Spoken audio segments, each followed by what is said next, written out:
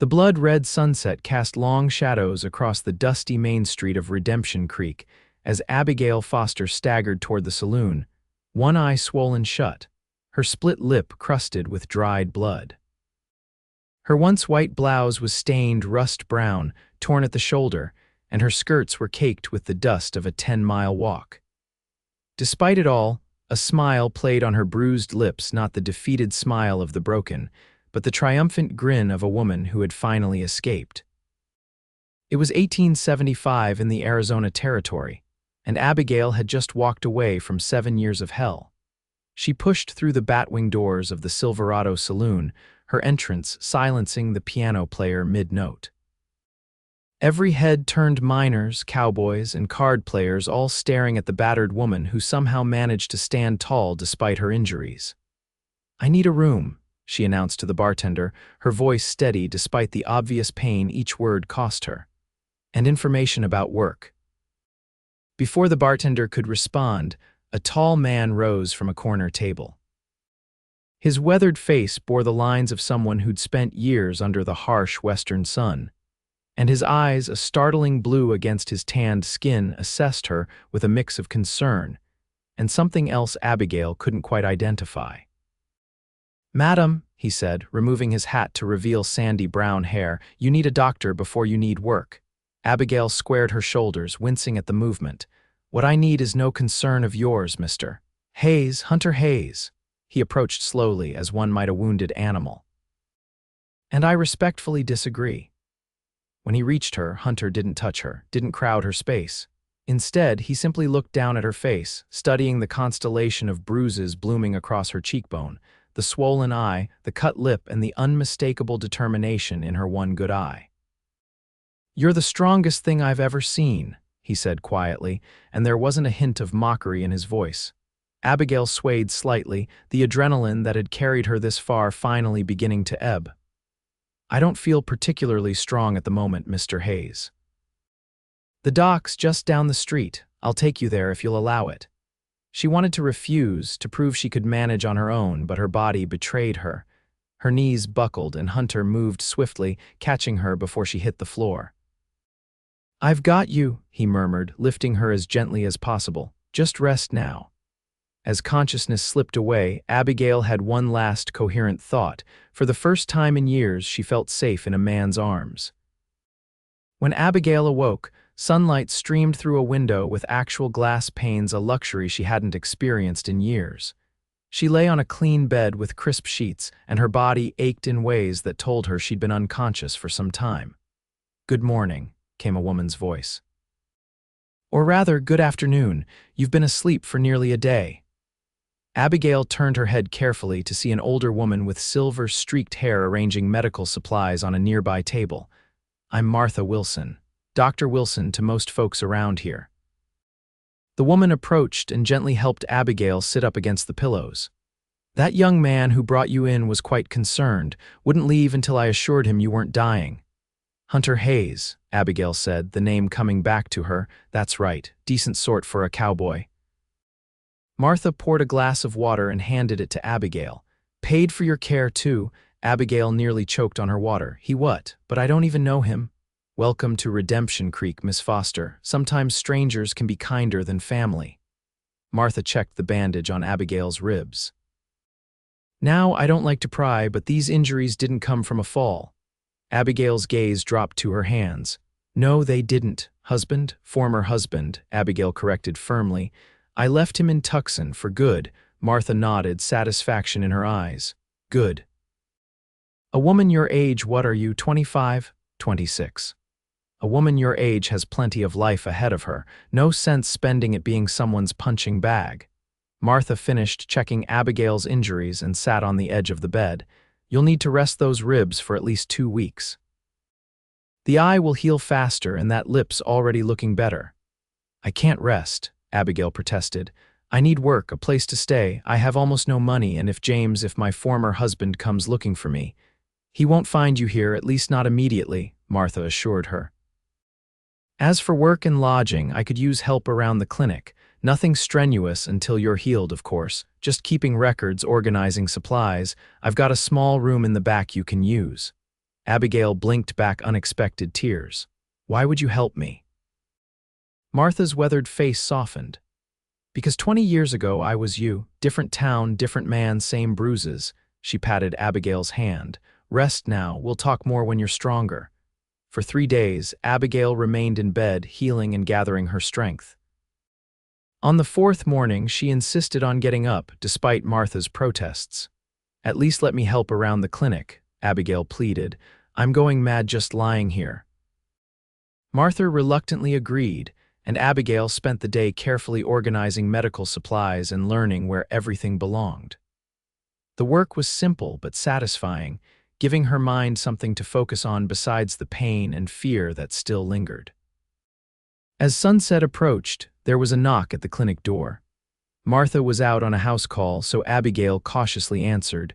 Hunter Hayes stood on the porch, hat in hand.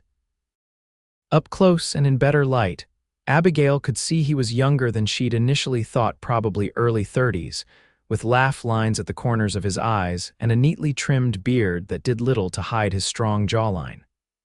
Miss Foster, he said, his voice as warm as she remembered.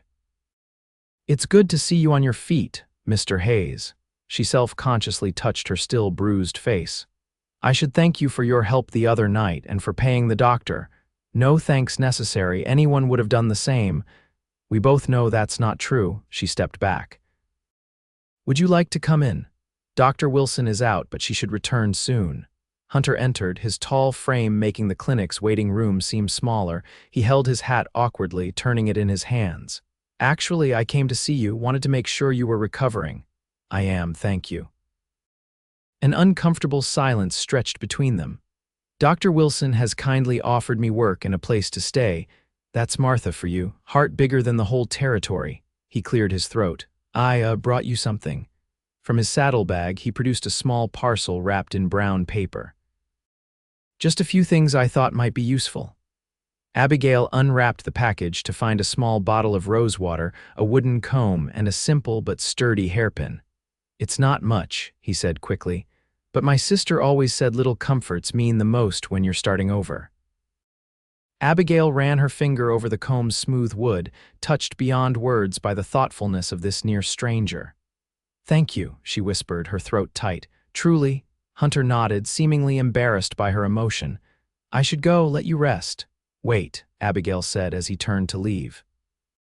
Why did you help me that night? You don't know me. Hunter paused at the door, his blue eyes serious. My ma always taught me that courage deserves respect, and walking into that saloon, beat up as you were but still standing tall, that took more courage than most men I know have ever shown. He settled his hat on his head. Good evening, Miss Foster. After he left, Abigail stood holding the simple gifts, wondering at the kind of man who would notice not just her injuries, but the strength it had taken to survive them. The next 2 weeks passed in a blur of healing and learning. Martha proved to be not just a skilled doctor but a patient teacher, showing Abigail how to maintain patient records, prepare basic remedies, and even assist with minor procedures. By the time her ribs had healed enough to allow more strenuous activity, Abigail had made herself indispensable at the clinic. She saw Hunter occasionally. Redemption Creek wasn't large enough to avoid anyone entirely. Sometimes he'd tip his hat as they passed on the street. Once, he brought in a young ranch hand who'd been kicked by a horse. Hunter had nodded politely to Abigail before leaving, but hadn't pressed for conversation. It was Martha who finally broke the silence on the subject one evening as they shared a simple dinner. That Hayes boy has been finding a lot of reasons to ride into town lately, she observed, passing Abigail a plate of biscuits. Has he? Abigail feigned ignorance, though she'd noticed his increased presence herself.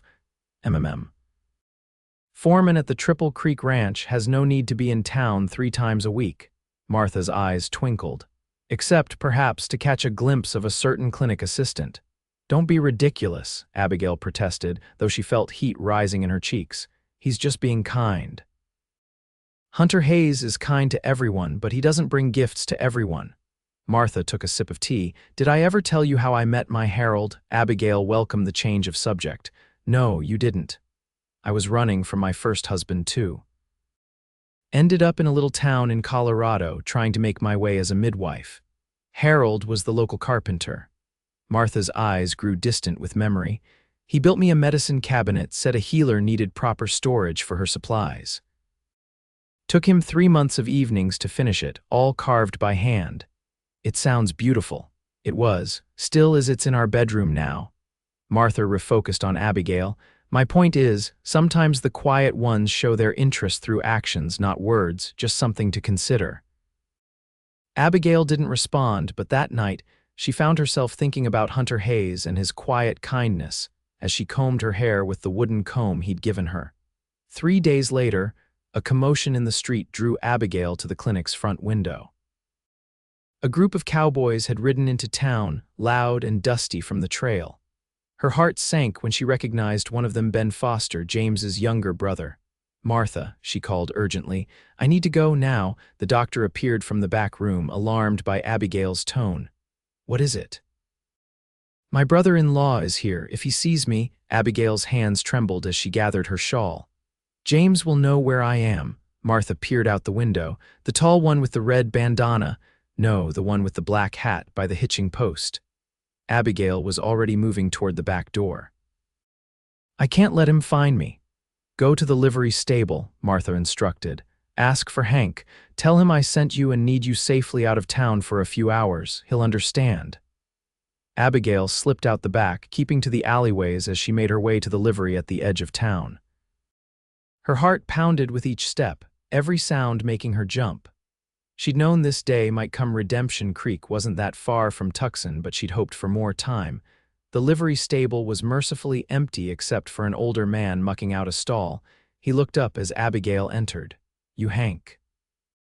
She asked breathlessly. "Depends who's asking," he replied cautiously.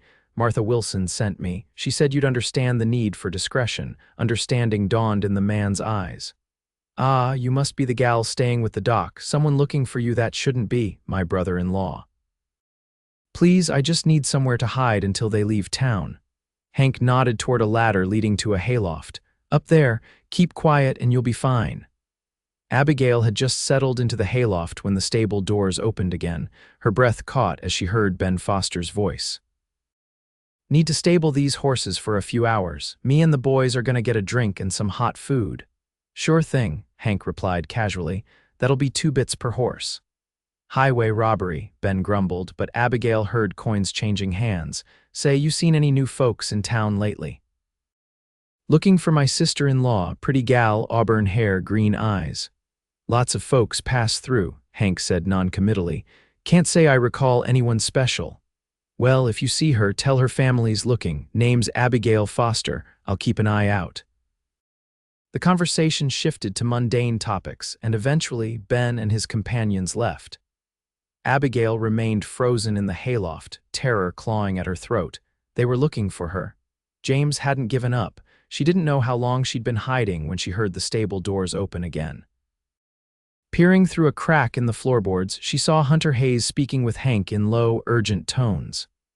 "Up there," Hank finally said, pointing to the loft. Hunter climbed the ladder quickly, his face grave with concern. When he saw Abigail huddled in the hay, he visibly relaxed. "You're safe," he said simply. Abigail tried to speak, but a sob escaped instead. The fear she'd been suppressing broke free, and suddenly she was crying great, gulping sobs that shook her entire body. Hunter crossed to her in 2 strides, kneeling beside her. "It's all right," he murmured, cautiously placing a hand on her shoulder. "Martha told me what happened. Those men are still at the saloon, but I've got horses ready behind the stable. We can be at Triple Creek Ranch before they even notice we're gone." "I can't," Abigail managed between sobs. "I can't drag you into this. James is dangerous. If he finds out you helped me, let me worry about that." Hunter's voice was gentle but firm. "I'm not asking permission to help you, Abigail. I'm just telling you my plan." Something in his steady gaze calmed her racing heart. She wiped her eyes and nodded. "All right." They slipped out the back of the stable where 2 horses waited. Hunter helped Abigail mount, his hands respectful but sure. Within minutes, they were galloping away from Redemption Creek, the town growing smaller behind them as the vast rangeland opened up before them. Triple Creek Ranch sprawled across a picturesque valley, with a main house, bunkhouse, and several outbuildings arranged around a central yard. A creek, presumably one of the three that gave the ranch its name, bubbled cheerfully nearby. "It's beautiful," Abigail said as they approached. "Been my home for 5 years now," Hunter replied. "Owner's a good man, lets me run things my way as long as the cattle are healthy and the profits steady." They dismounted in front of the main house where an older woman hurried out to meet them. "Hunter, we weren't expecting you back today." Her curious gaze fell on Abigail. "And you've brought company." "Mrs. Gunderson, this is Abigail Foster. She'll be staying with us for a while." Hunter's tone brooked no argument. "Abigail, this is Mrs. Gunderson, our housekeeper and the best cook in 3 counties. Pleased to meet you," Abigail said, suddenly conscious of her disheveled appearance. "Mrs. Gunderson's sharp eyes took in Abigail's still fading bruises and Hunter's protective stance. With a nod that conveyed both understanding and acceptance, she said, "Any friend of Hunter's is welcome here. Come inside, dear. You look like you could use some tea and a good meal." The interior of the ranch house was surprisingly refined, with solid furniture, colorful rugs, and even a few paintings on the walls. Mrs. Gunderson led Abigail to a comfortable sitting room while Hunter went to speak with the ranch owner. "Don't you worry," Mrs. Gunderson said as she poured tea. "No one will find you here that we don't want finding you." Abigail's hands trembled slightly as she accepted the cup. "I'm sorry to bring trouble to your door." "Trouble comes whether we invite it or not," the older woman replied philosophically. "The question is how we face it when it arrives." She studied Abigail thoughtfully. "Hunter's a good judge of character. If he brought you here, he has his reasons." Before Abigail could respond, Hunter returned with an older gentleman whose weathered face and confident bearing marked him as the ranch owner. "Miss Foster, this is Harold Anderson, owner of Triple Creek Ranch." "Mr. Anderson, I apologize for the intrusion." Harold waved away her apology. "Any friend of Hunter's is welcome here, especially one in need of sanctuary." He exchanged a look with Hunter. "I understand your situation requires discretion. You'll stay in the East Wing guest room. It's private and has its own entrance if needed." Abigail was overwhelmed by the immediate acceptance and help from these strangers. "I don't know how to thank you." "No thanks necessary," Harold said kindly. "Just rest and recover. Hunter tells me you've been working with Dr. Wilson. We could use someone with medical knowledge out here. Ranch hands are always getting themselves injured in creative ways." That evening, after a hearty meal that Abigail barely touched despite Mrs. Gunderson's encouragement, Hunter found her on the porch staring at the stars. "They're brighter here," she observed as he joined her at the railing. "Less competition from the town lights," Hunter agreed. "When I first came west, I'd spend hours just looking up, trying to count them all." "Where are you from originally?" "Pennsylvania. My father had a small farm there." Hunter leaned against a post. "After the war, there wasn't much left for me there." "You fought in the war." Abigail studied his profile in the moonlight. "Union cavalry, joined up in '63, right after Gettysburg." His voice held old shadows. "Came west afterward, like a lot of men who couldn't settle back into their old lives." Abigail understood restlessness, the inability to return to what once was home. "I'm from Missouri originally. My father was a teacher. He died when I was 16 and my mother couldn't manage alone. James seemed like a good match at the time, established business, respected in the community." "When did it change?" Hunter asked quietly. "On our wedding night." Abigail's voice was barely audible. "He was disappointed." "With my inexperience." His disappointment quickly turned to anger and his anger to violence. She gripped the porch railing tightly. "I tried to leave once before, 2 years ago. He found me, brought me back, made sure I understood what would happen if I ever tried again." Hunter's knuckles whitened on his own grip of the railing, but his voice remained steady. "What changed this time? I found out I was with child." Abigail's throat constricted with the memory. "I was so careful all those years to avoid it. I couldn't bear to bring a child into that house, to watch James destroy an innocent life the way he was destroying mine." "The baby?" Hunter asked gently, lost. "After the beating that gave me these." She gestured to her fading bruises. When I woke up and realized what had happened, something inside me broke, or maybe it was something finally healing. I waited until he left for a business trip, took what little money I could find, and just walked away. Silence fell between them, filled with the night sounds of the ranch crickets chirping, horses occasionally nickering in the corral, the distant howl of a coyote. "I'm sorry," Hunter finally said, his voice rough with emotion, "for what you've endured, for your loss." "I'm not," Abigail replied, surprising herself with the truth of it. "I'm alive, I'm free, and for the first time in 7 years, I'm not afraid to wake up tomorrow." Hunter's gaze met hers, and in his eyes she saw not pity but profound respect. "Like I said that first night, you're the strongest thing I've ever seen, Abigail Foster."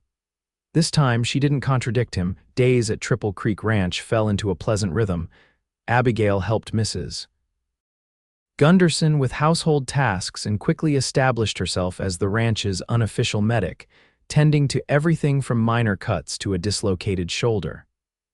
The men treated her with respect, mindful of Hunter's watchful eye. Hunter himself was often busy with ranch work, but he made a point of checking on Abigail daily. Sometimes they'd share a cup of coffee on the porch in the early morning before he rode out. Other times, they'd walk along the creek after dinner, talking about everything and nothing. She learned that he had a younger sister back east who wrote him regularly, that he'd been engaged once before the war to a girl who couldn't wait for his return and married someone else, that he loved thunderstorms but hated confined spaces after being trapped in a collapsed barn during the war. In turn, she shared bits of herself, her love of reading, her father's passion for Shakespeare, her skill with numbers that had once made her dream of becoming a teacher like him.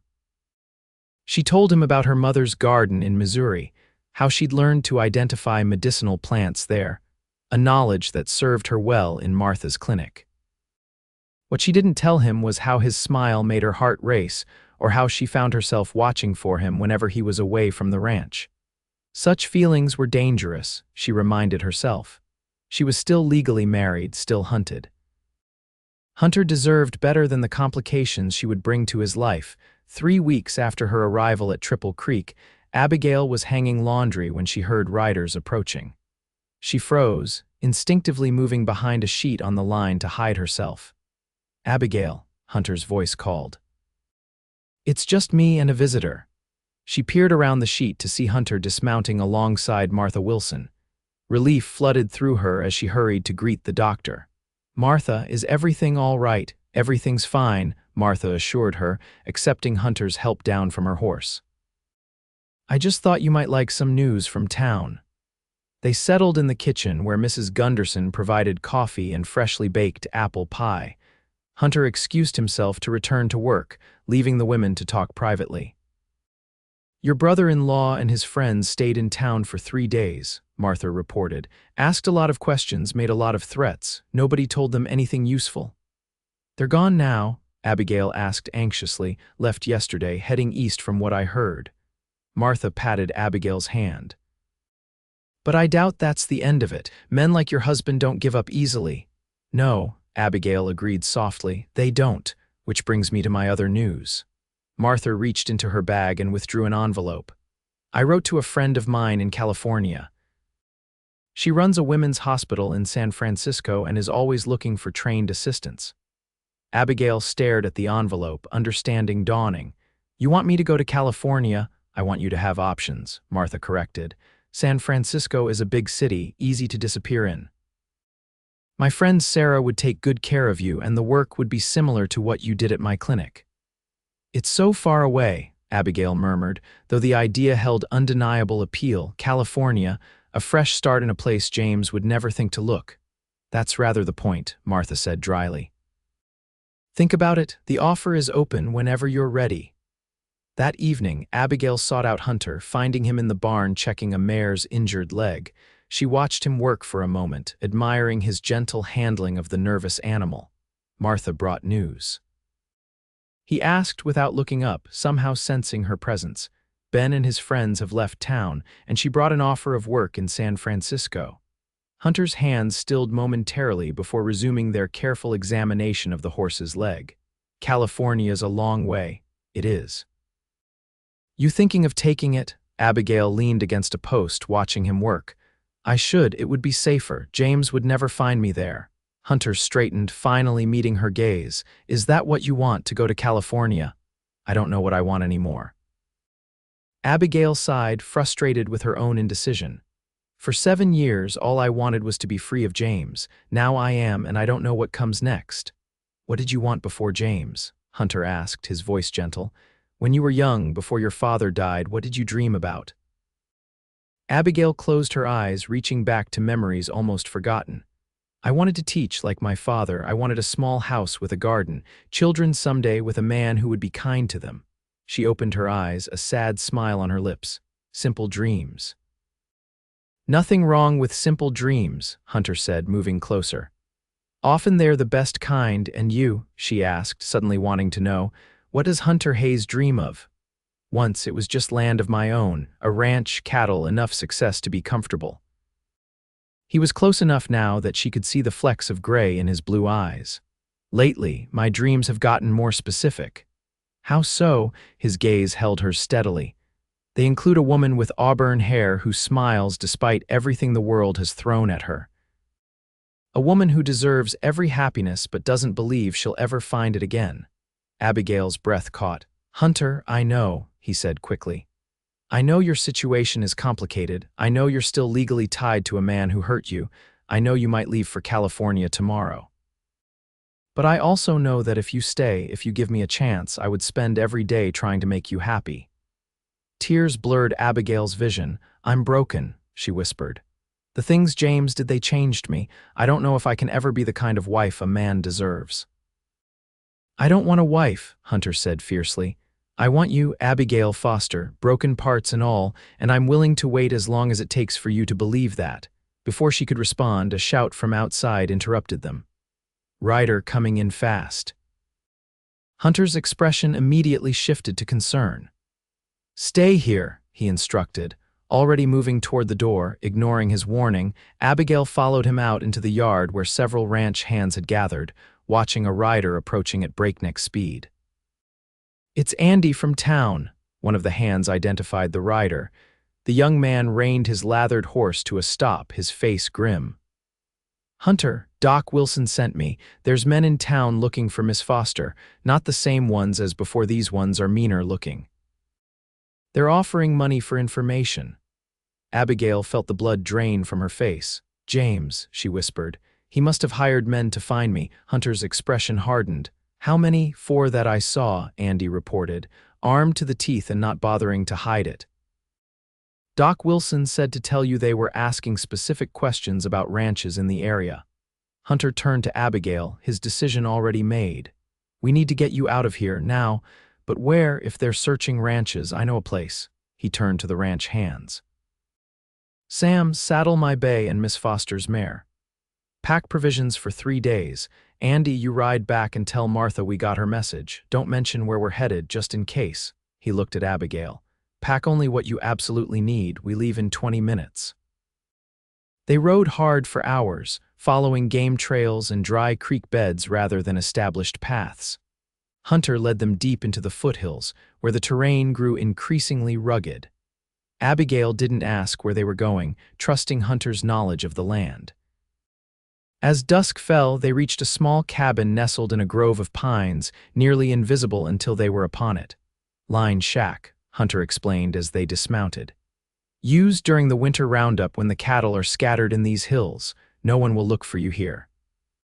The cabin was simple but sturdy, one room with a small stove, a rough-hewn table with 2 chairs, and a narrow bed in the corner. Hunter busied himself starting a fire while Abigail unsaddled the horses and rubbed them down in the lean-to beside the cabin. By the time she returned inside, warmth had begun to permeate the small space. Hunter had laid out their provisions on the table: jerky, beans, coffee, hardtack, and a surprising luxury, a jar of peach preserves. Mrs. Gunderson's contribution, he explained, seeing her eyeing the jar. Said no one should have to eat trail food without something sweet to follow. They prepared a simple meal together, moving around each other in the confined space with a comfortable familiarity that surprised Abigail. Despite the circumstances of their flight, she felt oddly at peace in this isolated cabin with Hunter. After they'd eaten, Hunter took his bedroll outside despite Abigail's protests. "You need proper rest," he insisted. "I'll be fine under the stars. It's your bed," she argued. "I should be the one to sleep outside." "Abigail." His voice held a note of finality. "Please, let me do this for you." She relented, but as she lay in the narrow bed that night, listening to the wind in the pines and thinking of Hunter outside in the cold, sleep eluded her. Their conversation in the barn played through her mind on endless repeat. "I want you, Abigail Foster." Broken parts and all, was it possible? Could she trust again, love again, after everything that had happened? The rational part of her mind insisted it was too soon, too risky. But her heart, which she thought long since hardened against such feelings, whispered otherwise. Morning brought a decision. When Hunter entered the cabin at dawn, having already tended the horses, Abigail was waiting with coffee. "I'm not going to California," she said without preamble. Hunter accepted the coffee, his expression carefully neutral. "Because of the danger of travel right now?" "No," she met his gaze directly. "Because I don't want to leave, not you, not the ranch, not the life I've started to build here." "Abigail, let me finish," she interrupted gently. "I'm scared, Hunter, terrified actually, not just of James and what he might do if he finds me, but of trusting again, of believing I deserve happiness." She took a deep breath. "But I'm more afraid of running forever, of letting him win by making me too afraid to live." Hunter set down his coffee, his eyes never leaving hers. "What are you saying?" "I'm saying I want to stay with you. I'm saying I want to see where this whatever is between us might lead." Her voice trembled slightly. "If you still want that too." In response, Hunter closed the distance between them in 2 strides. His hands framed her face with exquisite gentleness, as though she were made of the finest porcelain. "I have never wanted anything more in my life," he whispered, and then his lips found hers in a kiss so tender it brought tears to her eyes. When they parted, Abigail rested her forehead against his chest, listening to the strong, steady beat of his heart. "What do we do now?" "About James, about the men looking for me." Hunter's arms tightened around her protectively. "We face it together, but first we need to get you legally free of that man." "A divorce," Abigail pulled back to look up at him. "In a territory where I have no standing against a man with money and influence." "I have a friend," Hunter said thoughtfully. "Lawyer in Santa Fe, helped Harold with some water rights issues a few years back. Good man, knows his business." He brushed a strand of hair from her face. "It won't be easy, but it's possible, especially if we can document the abuse." "Martha has records," Abigail said slowly, "and there were neighbors in Tucson who knew, though they never intervened." "Then we start there." Hunter's voice was firm with conviction. "And while that's proceeding, we keep you safe." They remained at the line shack for 3 days, watching for any sign of pursuit, but none came. On the 4th morning, Hunter rode out alone to scout the area and returned with news. "Ran into one of our hands. The men who were looking for you left town yesterday. Apparently they had some kind of falling out with the local sheriff when they got too rough asking questions." "So it's safe to return to the ranch?" Abigail asked, relief evident in her voice. "For now," Hunter cautioned. "But they'll be back, or others will come. We need a more permanent solution." Upon their return to Triple Creek, they found Martha waiting for them, her expression grave. "Your husband filed desertion charges," she informed Abigail without preamble once they were settled in the ranch house parlor. "He's trying to use the law to force your return." Abigail paled, but her voice remained steady. "He would. It's about control, not love." "I've already written to the lawyer in Santa Fe," Hunter said. "Explain the situation. He's willing to help." "Good," Martha nodded approvingly. "Because there's something else you should know. I've been making inquiries about James Foster. It seems Abigail isn't the first wife he's had." Abigail's head snapped up. "What?" "There was another woman before you in St. Louis. The marriage was brief, and there are rumors she died under suspicious circumstances." "He told me his first wife died of fever," Abigail whispered, horror dawning. "I never questioned it." "Well, now we have reason to question everything about him," Martha said grimly. "I've written to colleagues in St. Louis for more information. If we can prove he's been lying, if there's evidence of foul play." It would strengthen Abigail's case for divorce, Hunter finished, and possibly put him behind bars where he belongs. It's a long shot, Martha cautioned. But worth pursuing. As September gave way to October, Abigail settled back into life at Triple Creek Ranch. With Hunter's encouragement, she began teaching basic reading and arithmetic to some of the younger ranch hands in the evenings. Her confidence grew with each successful lesson, each day that passed without threat. Her relationship with Hunter deepened as well. They were careful, mindful of her still married status and the gossip it could generate. But in private moments, a lingering touch as they passed in the hall, a quiet conversation by the creek, a stolen kiss in the shadow of the barn, they allowed themselves to explore the growing feelings between them. One crisp autumn evening, Hunter found Abigail on the porch, wrapped in a shawl against the chill as she watched the sunset paint the distant mountains in shades of gold and purple. "Beautiful, isn't it?" he said, settling beside her on the bench. She agreed, leaning slightly against his solid warmth. "I never tire of these sunsets. I got a letter from Lawrence today, the lawyer in Santa Fe." Abigail straightened immediately. "What did he say?" "He's filed the divorce petition. Given the circumstances and the evidence Martha provided about your injuries, he's hopeful the court will rule in your favor." Hunter took her hand in his. "But he says the process could take months, especially if James contests it, which he almost certainly will." "I expected as much." Abigail sighed, then smiled ruefully. "At least I'm contesting from a distance. I don't think I could bear facing him in court." "You won't have to," Hunter promised. "Lawrence will handle everything." He hesitated, then added, "There's more news." Martha heard from her colleague in St. Louis. "About James's first wife," Hunter nodded gravely. "Her name was Eleanor Phillips. She died barely a year after marrying James, supposedly from a fall down the stairs. There was an investigation, but nothing was proven. Her family always suspected foul play, but without evidence." "He killed her," Abigail whispered, certain beyond doubt, "just as he would have eventually killed me." Hunter's arm went around her shoulders, drawing her close. "But he didn't. You escaped, you survived, and you're never going back to him." Abigail turned in his embrace, looking up into his face with sudden, fierce determination. "No, I'm not.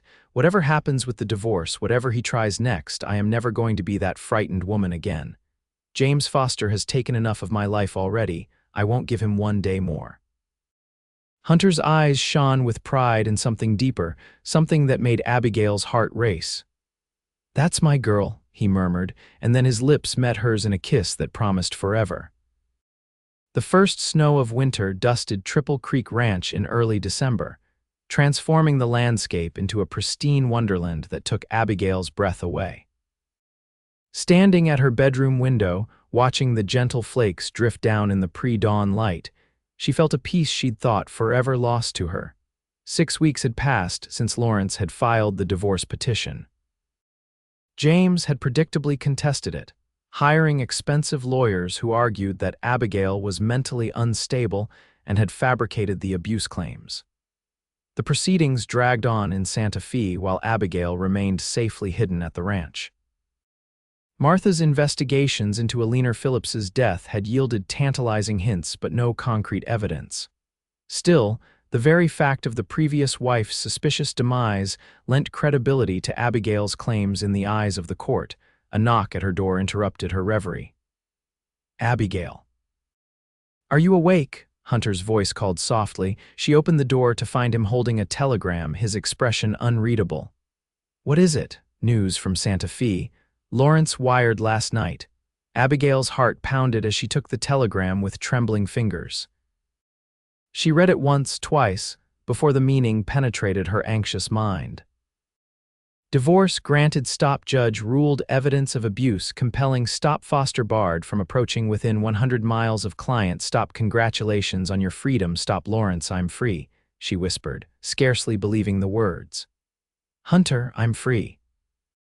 His face broke into a radiant smile as he lifted her off her feet in a joyous embrace, spinning her around in the narrow hallway. "You're free," he echoed, setting her down gently. "Free to begin again, free to choose your own path." I've already chosen, she said, reaching up to touch his beloved face. I chose months ago.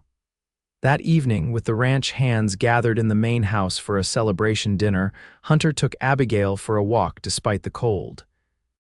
The snow had stopped, leaving behind a crystalline world that glittered in the moonlight. They followed a familiar path to the creek, now partially frozen, its gurgling muffled beneath a layer of ice. Hunter spread his coat on a fallen log cleared of snow, and they sat together, looking up at the vast canopy of stars. I have something for you, Hunter said after a comfortable silence. From his pocket, he withdrew a small wooden box, simply carved but beautiful in its craftsmanship. I've been working on this for weeks, waiting for the right moment. Abigail accepted the box with wondering fingers. When she opened it, she found a ring nestled inside a simple gold band set with a single small sapphire that caught the moonlight in its depths. It was my mother's, Hunter explained softly. My father gave it to her when they had nothing else of value between them. She gave it to me before she died, said I should save it for a woman with true strength in her heart. Tears blurred Abigail's vision as she looked from the ring to Hunter's face. Are you asking me to be my wife, to build a life with me? Hunter took her hands in his eyes reflecting the starlight above. I love you, Abigail. I have from the moment I saw you walk into that saloon, covered in bruises but still standing tall, still smiling despite everything you'd endured. A tear slipped down Abigail's cheek. I was so broken then. Not broken, Hunter corrected gently. Wounded, yes, hurt certainly, but never broken. There's a difference between being damaged and being defeated, and you, my love, have never been defeated. Abigail's heart swelled with an emotion so powerful it nearly overwhelmed her. I love you, Hunter Hayes, and yes, I will marry you. He slipped the ring onto her finger where it fit as though made for her. Their kiss was a promise, a beginning sweeter than any they had shared before, because now there was nothing standing between them and their future together. Spring came early to Triple Creek Ranch. By March, the snow had melted, wildflowers dotted the meadows, and the creek ran full and clear with mountain snowmelt. It was in this season of renewal that Abigail Foster became Abigail Hayes in a simple ceremony performed by the circuit preacher in the ranch house parlor. Martha Wilson stood as Abigail's witness, while Harold Anderson stood for Hunter. The ranch hands crowded the doorways and windows, determined not to miss the event they'd all been anticipating for months. Mrs. Gunderson outdid herself with a wedding feast that would be talked about for years to come. As the sun set on their wedding day, Hunter led his bride to a surprise he'd been preparing in secret. On a gentle rise overlooking the valley, within sight of the main ranch but private enough for solitude, stood a small house newly built, with a wide porch, glass windows, and a garden plot already prepared for planting. Our home, Hunter said simply as Abigail stood speechless before it. If you like it, if I like it, Abigail laughed through happy tears. Hunter, it's perfect, it's exactly what I dreamed of. He swept her into his arms to carry her across the threshold, both of them laughing as he pretended to stagger under her weight. Inside, the house was simply but comfortably furnished: a sturdy table with chairs, a small sofa before the fireplace, a bookshelf already stocked with volumes Hunter had been collecting for months, knowing her love of reading. And in the corner, a wedding gift from Harold, a teacher's desk, complete with a slate board mounted on the wall beside it. For your lessons, Hunter explained, seeing her questioning look. Harold says any children on the ranch or nearby farms who want schooling should have it. If you're willing to teach them, this can be your classroom during the day. Abigail ran her fingers over the smooth desktop, overcome with emotion, her father's daughter following in his footsteps after all. I would love that. There was one more room. Hunter showed her, a small nursery adjacent to the bedroom, currently empty but ready for future hopes. Too presumptuous? He asked, a rare uncertainty in his voice. Abigail shook her head, her heart too full for words as she envisioned the room filled with a child's laughter. Their child, born of love rather than obligation, raised with gentleness rather than fear. That night, as they lay together in their new home, the barriers of Abigail's past finally crumbled completely. In Hunter's tender embraces, she found healing for wounds she'd thought would never mend. In his reverent touches, she rediscovered the joy her body was capable of feeling. In his whispered words of love, she found the strength to believe in happiness again. 1 year to the day after Abigail had staggered into Redemption Creek, battered but undefeated, she stood on the porch of her home at Triple Creek Ranch, watching Hunter return from the spring roundup. Her hand rested lightly on her swelling belly, where their first child grew strong and healthy. Life had not been without challenges. 3 months after their wedding, James Foster had arrived in Redemption Creek, determined to find Abigail despite the court's restraining order. But this time, she was not alone. The entire community, from Martha Wilson to the sheriff to every ranch hand at Triple Creek, had stood united against him. Faced with the knowledge that his previous wife's family had reopened the investigation into her death, and that Abigail had powerful friends willing to protect her, James had eventually slunk away, his threats rendered empty by the strength of the bonds Abigail had formed. Now, as Hunter dismounted and strode toward her, his face lighting up at the sight of her waiting, Abigail felt a contentment so deep it seemed to radiate from her very soul. He climbed the steps and gathered her in his arms, his hand joining hers over their growing child. "Welcome home," she murmured against his lips. "Best words in the English language," he replied, kissing her with a tenderness that still made her knees weak. Later, as they sat together on the porch watching the sunset paint the sky in brilliant hues, Hunter asked, "Happy?" Abigail considered the journey that had brought her here, the pain, the fear, the hard-won freedom, and finally, the love that had helped her rebuild her life. "More than happy," she answered truthfully. "Grateful for every step that led me to you, even the painful ones." Hunter's arm tightened around her shoulders. "I thank God every day for your strength, Abigail Hayes, for the woman who was covered in bruises and still smiling. And I thank God for the cowboy who saw beyond those bruises," she replied softly, "who looked at me and said I was the strongest thing he'd ever seen." As darkness fell and the first stars appeared in the vast Montana sky, Abigail Hayes rested her head on her husband's shoulder, secure in the knowledge that some journeys, no matter how difficult their beginning, lead exactly where they are meant to.